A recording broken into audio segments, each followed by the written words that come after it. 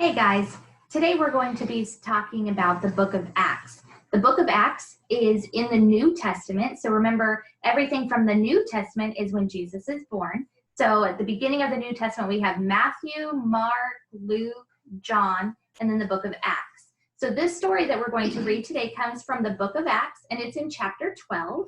I have my little puppy friend Georgia here who's wanting to take a nap next to me. So if you see that in the video, this is Georgia. Georgia Bear is taking a nap next to me while I do this video. So this is from the book of Acts, chapter 12, and this story is from verses 1 through 19. After Jesus went back to heaven, King Herod began trying to stop people from following Jesus.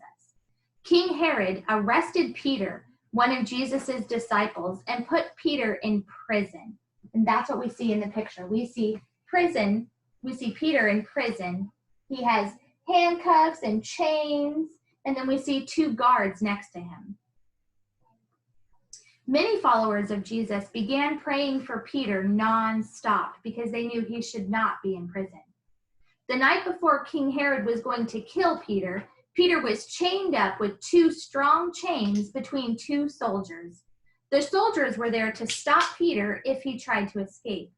Other soldiers were outside the prison keeping watch. Peter was sleeping when suddenly an angel of the Lord stood near him. A light shone in the prison.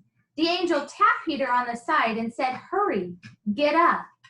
The chains fell off of Peter.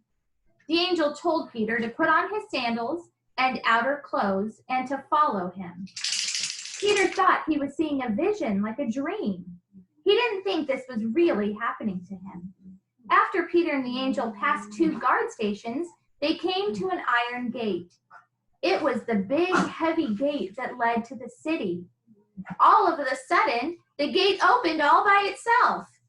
Peter and the angel went out of the prison area and then down one street.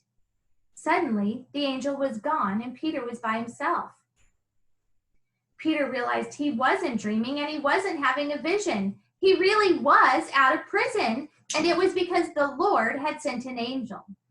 Peter quickly thought about what to do next. He went to a house where many followers of Jesus had gathered to pray for him. He knocked on the outer door. A young girl named Rhoda came to answer. When she heard Peter's voice, she was so excited that she forgot to even open the door. She left Peter waiting at the door so she could go back inside and tell everyone in the house that Peter was there. The people inside the house didn't believe her at first, but Peter kept knocking on the door and they finally let him in. They were surprised. God had answered their prayers in an amazing way. So they were all inside, and the Bible tells us that where two or more are gathered, Jesus, God, will be present with them. So they were all gathered to pray for Peter because they didn't want him to be killed the next day. And God answered their prayer by sending an angel of the Lord to break the chains and let Peter walk free out of the prison.